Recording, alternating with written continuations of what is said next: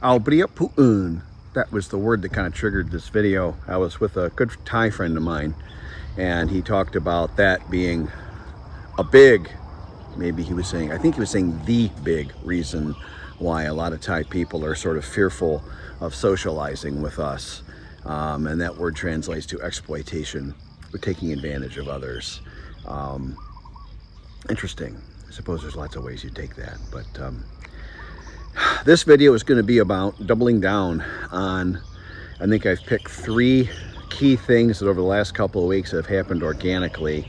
One of which that leaps to mind is, man, you pair up with the wrong lady, and as you get older, you can really pay the price. I've had a number of these guys just disappear. They're not doing so great, and they're with the wrong lady 100%, and then that lady will begin to successfully isolate them from others so they can better control them and therefore control their money, in my opinion.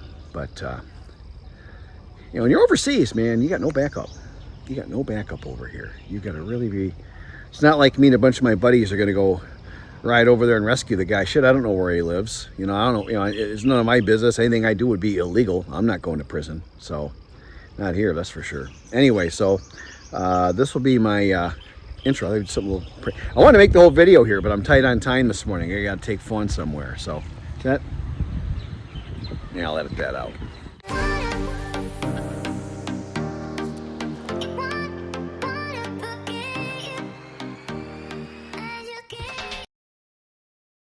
I have no idea if this is going to work. I'm in the front of Rusty's Cafe. It's been like, I hate to say it, but like dead quiet here the last probably 6 months or year, maybe even, other than the traffic, which we'll see how that works. But it's really busy today. Good for him. Good for him. He's a nice guy. I would consider him a friend, a nice fellow. He certainly deserves it. But anyway, so the introduction there, that was on a good friend of mine here, a Thai man, successful businessman, very successful businessman, and I buy a lot of stuff from him. I guess I'm helping him in his success. That he was saying a lot of the Khon Thai are fearful of dealing with foreigners because of the oh yeah, it's a brand new word to me. I'm looking at it. Let me see. It's Pu'un. Yeah, exploitation. That was a surprise. I guess not a shock, but kind of surprising that many Thais feel that way.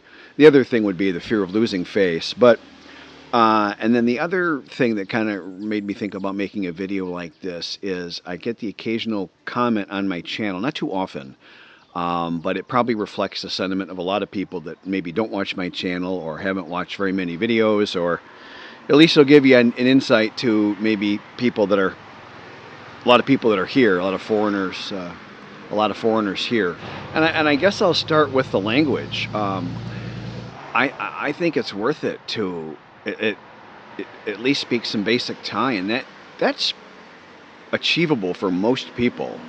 I know the tones are scary, and some of them. What I've noticed is the more off the beaten path you get, language-wise, like the rarer and less frequent word you're using, then the tones, to me, maybe it's my unfamiliarity, it's probably what it is, but the tones just get harder and more subtle, and I feel like I'm a quarter of a tone or an eighth of a tone different from one word to the other. And I know, yeah, they say there's officially 3 tones in Thai, but there's 3 short and there's 3 long, so let me check. That's 6. And then there's special tones. There's maybe 8.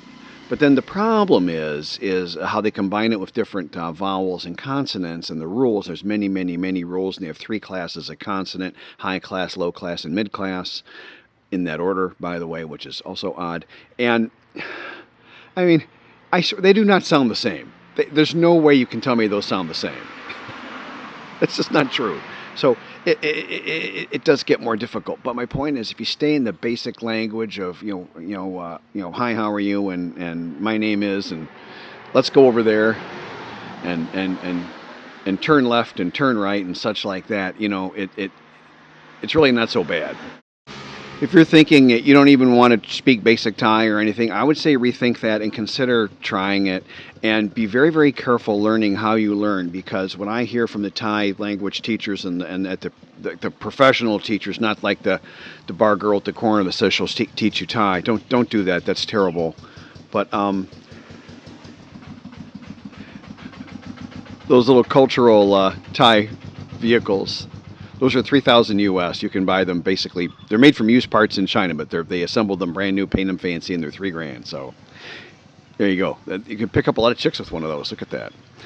And then the next thing, because it's based on a recent event, you're going to have weird experiences with the other foreigners here. I don't know what it is. There's a lot of theories. We all have theories as to why, but I really want to emphasize this. Every single rational foreign guy that I've ever talked to here has all said the exact same thing, that it's just super hard to find anybody to talk to, that can hold a conversation that you can just chit-chat a little bit with or whatever. It's super hard. So if you need a lot of company, overseas is tough. You end up those guys end up going to the tourist areas, and that's a lot of alcohol and a lot of drugs and stuff. So that's not necessary, and not that they're all like that, but that's certainly a popular thing. And I do want to emphasize there are like nice areas of Pattaya, believe it or not. I mean, I'm always kind of saying like the whole Pattaya scene's a little weird, but there are actually nice, quiet areas. You got to find them, but they're there. The first that comes to mind is Jomtien Beach, which is in that area. Jomtien Beach isn't Pattaya; it's its own separate area. That's why it's called Jomtien Beach, but it's right next door to it, and it's actually nice and quiet. I go there once a year. I mean, to me, a beach is a beach. I spent a lot of time on the beach before. I've been there, done that, got the receipts. And Jomtien Beach scratches that itch of getting a little beach time in for like a 3 or 4 day weekend or something. It kind of works. The Chakio lawn is not quite as good as it used to be, unfortunately. That's sad to see. I think the new barista is not quite up to snuff. But she's cute, though. So yeah, you'll have weird expat issues. It just is. Be careful. I'm always saying be careful, and I have videos on that. Don't share personal information and everything. And I would say that's true. That really holds. And on to the biggest problem, which is the Thai women, which is so sad and so weird, because the overwhelming majority of Thai women are awesome, kind, sweet, caring, and wouldn't take your money and feel guilty using any of your money and are super considerate and all that. But those are just not the ones that we go for. We tend to go with the other ones that look really sexy and all that. And you got to be careful. I've had two guys three guys kind of disappear on me. One, I really kind of made an effort, and I had his line ID. We were texting back and forth, and I kind of stayed on him because I knew he was in a bad situation. The woman was bleeding him dry, and I really stayed on him. And it was funny. He was just like me when I was in my first scam. He was like, "Rob, it's not true. She's not like that," and all this. And then when he did it, like a trial breakup with her, she goes, "Okay, fine, but give me 100,000 baht." And he's like, "All right, now I see that Rob had a point what he was saying." So he did end up breaking up with her, and I guess you're going to end up hurt. You're going to end up with some heartache for a while. Unless you're made of stone, you're going to end up with some heartache for a while. I know I did. I mean, it hurts when you care for somebody, and especially when they're really beautiful and all that. You kind of fall in love a little bit, get all googly-eyed, and you find out that they hated you and they were using you for money only. That sucks. It really sucks. Nobody likes that, but better to learn that now than to learn that 10 years later. Like that story I told recently, that guy, 17 years he was married. That lady was nasty. I wish I could show pictures of her. Man, what an awful person. Ugh. She fooled one of my Thai friends really good too, which was we all have a blind spot, I guess. And so, I don't know. I mean, I just feel like I think these core things I talk about are just I think they're really true. I get the occasional pushback on the channel, and I for me, like when I was really young, like in college and just out of college, I always assumed I was right, and when someone showed me that I might be wrong, I was like, no, I'm right, because yeah, you're young. And then around 25, I kind of learned the lesson that, geez, man, like, I'm saying these things and I'm having this plan to solve this engineering problem, and like, it's not working. I went to the other guy, and his idea, turns out that was the way we should have gone. I was wrong, and I kind of learned 25-ish, kind of, I don't know if that's early or late to learn that lesson, I couldn't tell you, but I learned it at age around 25, that 27, something like that. I go, geez, I'm wrong sometimes, and so now when I get these weird comments on my channel, oh, Rob, speaking Thai is no advantage, and these bar girls are good-hearted and awesome people, and my first instinct is, gee, I should check, am I right? Am I really right about this, or am I wrong? And I don't know, I feel really good. Like, all the core stuff on my channel, I feel really good about. I feel like that's all good, solid information. My Thai friends, I got a bunch of friends, long-term expats and Thai friends that watch my channel, and I ask them from time to time, was that right? How'd you feel about that? Is that fair for me to say? And I push pretty hard to, give me some straight feedback, put drong, and no one's really calling me out on much at all, hardly anything really. So not anything. So I feel comfortable with the information I'm putting out, and I feel like I'm living by like what I'm saying, and I'm having good luck. My life was pretty much in the pooper, 5, 6 years ago, and gee whiz, now it's pretty good. I have fun, loving all over me every day, and I have I've lined up all kinds of great care and recovery training schedules for me, and I set timer on my nap time, and reading a book, and watching a movie I'd like, and all that. I feel like this has been working pretty darn good. Honestly, now this is like my first time kind of like I've recovered to a certain point. I still have years yet to go if I'll ever recover 100%. But, I just had the really good review in Bangkok from the doctor. Maybe I'll throw a little tiny picture of my spine on there. But the shocking part is I'm continuing to recover. Like, the parts that the doctor didn't perform surgery on are also recovering. Does that seem weird to anybody else? But that's what he showed me the X-ray, and you can, as a layperson, I could see and go, the space between the vertebrae is bigger and more evenly S-shaped and natural. It looks more natural. Like the other spine looks like, and this one looks, even as a layperson, you go, yeah, it looks a lot better. And I didn't expect that. I'm super happy about it. I've got probably at least 2 more years to go. But I'm recovering, and so now I'm kind of circling back and checking, so I checked on the channel, like the stuff we just talked about, and then now it's like I'm checking on, well, now what do I really want to do? Is this really good? Is this making me happy? Maybe I should add this. So I'm going to try and do some extra travel this year. I think next I'm going to do the Jomtien Beach thing. That's probably why that came up. I'm going to probably do that next. And then I would like to get to Hua Hin. I heard a lot of good things. Although I do have one good friend. I had 2 good friends that went there and didn't care for it, which is interesting. But then I have a lot of other people that go there and say they love it. So whether I'll like it or not, I almost don't care. Now I just want to see the damn place. So I really would like to do Hua Hin this year if I can. I'll try and announce that on the channel because I have some viewers from there. So I'll try and announce it so when I'm going, if anybody wants to see me or something, I can get a Hua Hin download from somebody. That would be kind of interesting, I think. I wouldn't put anybody on camera or anything. I won't do that to anybody, but maybe get up to Khon Kaen again. It's been a while. That's an easy trip. They have a really nice night market. Go for like one night, 2 days, 1 night, easy peasy, I'd like to get up along the Mekong River again. That's the northeast border of the Isan region to, that's all Laos, which odd how Laos wraps around Thailand like that, but it does. So, but that Mekong River is really pretty. I'd like to, and it's nice and cool. So the hot season's coming up. Normally during the hot season I go home, but this year I'm delaying that because I'm waiting for my daughter to get back to me on a possible Japan trip. I got a feeling it's going to fall through. I'll probably end up just going home, but whatever. As long as I'm with my kids, honestly, let me check. I don't give a crap. As long as I'm with my kids, it's fine. And I'm not sure Fawn could make it to Japan this year. I'm not sure they'd approve her visa. We deliberately did the Lao trip to put experience on her. How Thais are allowed to travel is by more travel to other countries, and then the more their passports filled, the more another country will go, okay, this person's not a security risk. And so we probably got to get 1 or 2 more trips under her belt before Japan's likely to say yes. But I couldn't tell you. Maybe they'd say yes after only 1 trip. I don't know.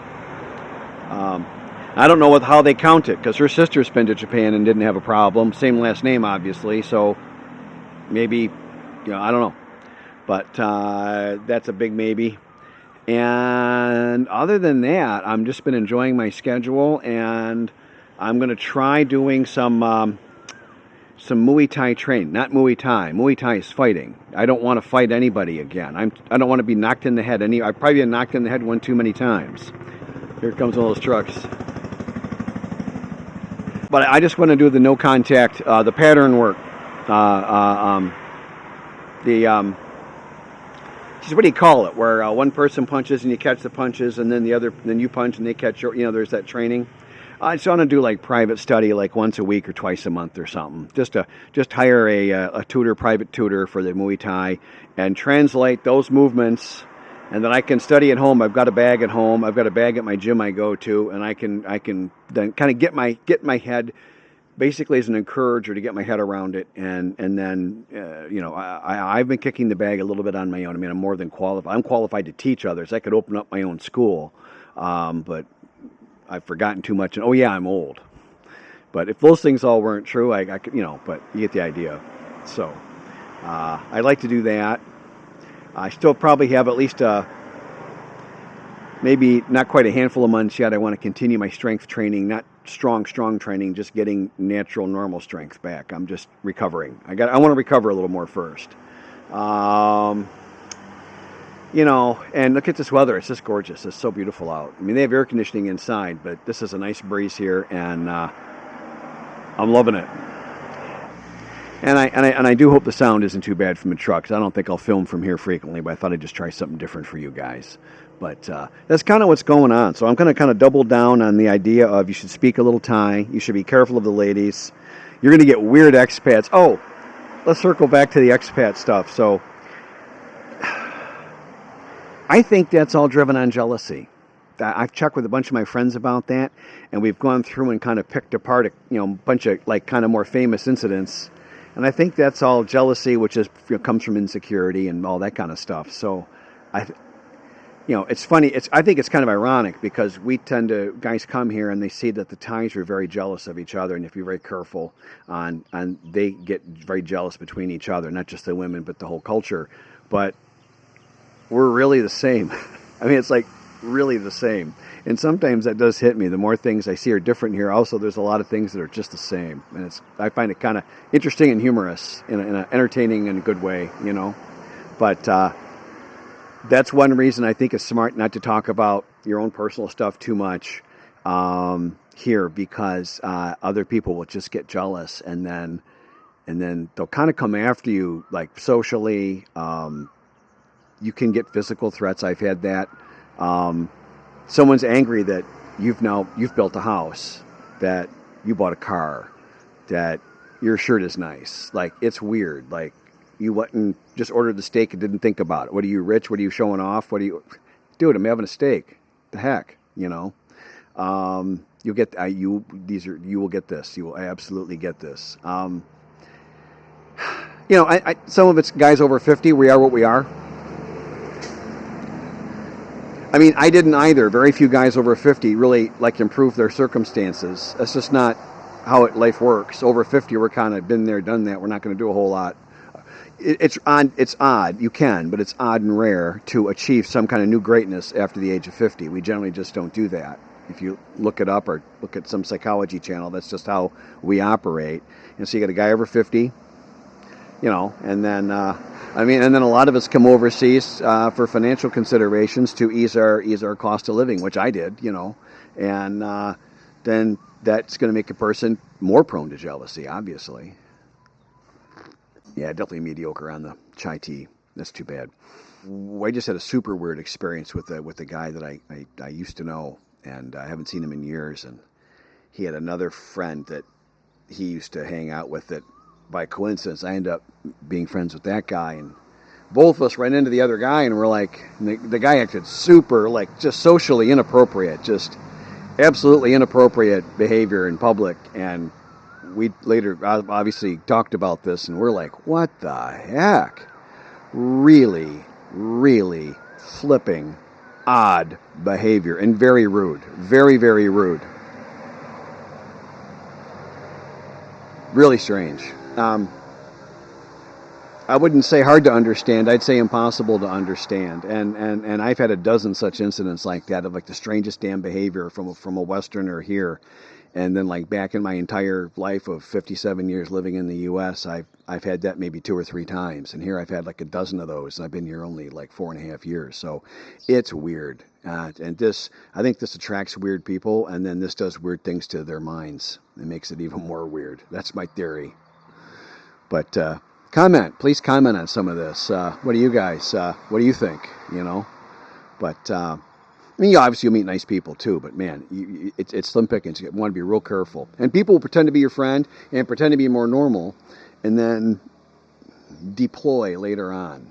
So there's lots of times I've been like, I was thinking of sharing this or sharing that with somebody recently, this or that. Oh, you know, I feel this. And it's like, you know, I just said, you know, I'm going to zip it. I'm just not. Hate to say that. It could take some of the value of the friendship away, but I'm tired of honestly and sincerely sharing things with people, and then later on they just want to stab me in the back. And I just get, after a while, you get like, tired of it, you know. Just, why would I want to keep doing that? So, anyway, so Rusty's Cafe, here we are. I'll show you, hang on. Here I am, and then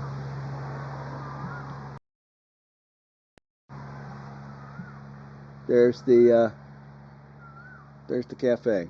And, yeah, so that's a nice little place.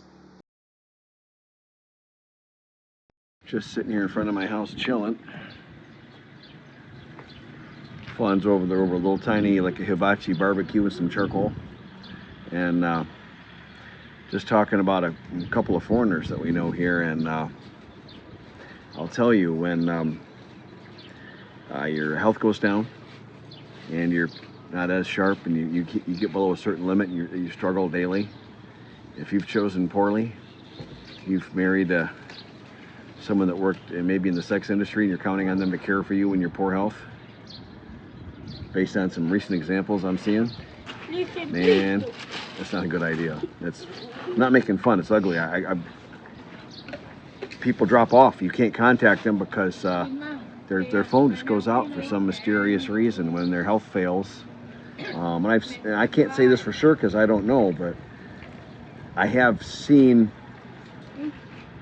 kind of partly firsthand and heard more about it secondhand, where guys have been isolated by poor choice with their partner, and they're not mentally or physically strong enough to enforce what they want, and they just end up in a cheap apartment somewhere giving money to somebody.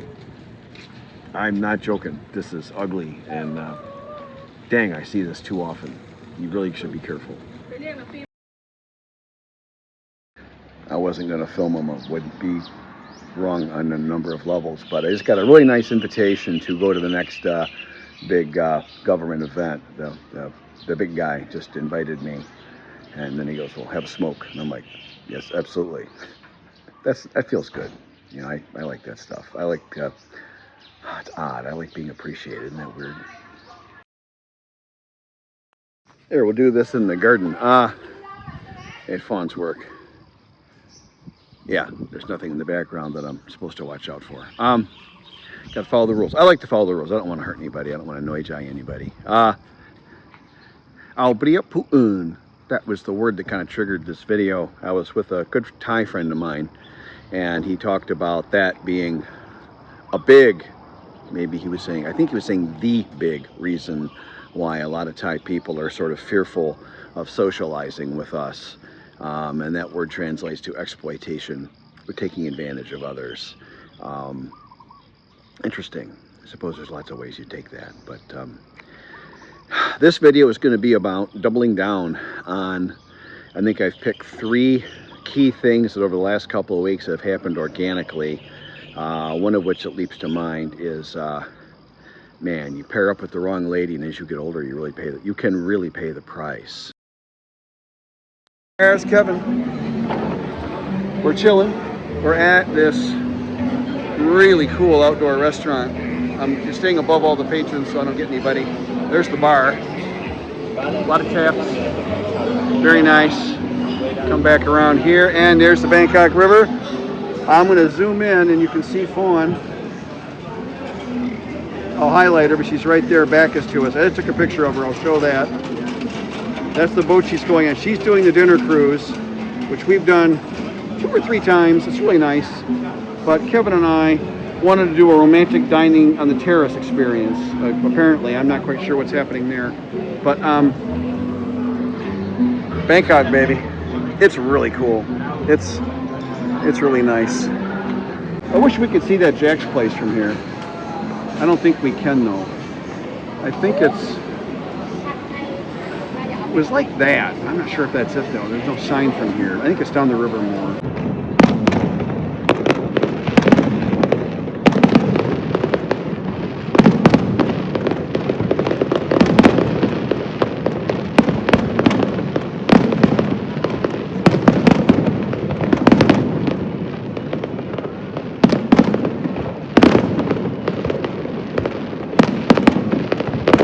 So I'm just sitting here at this outdoor, really cool bar, restaurant with Kevin,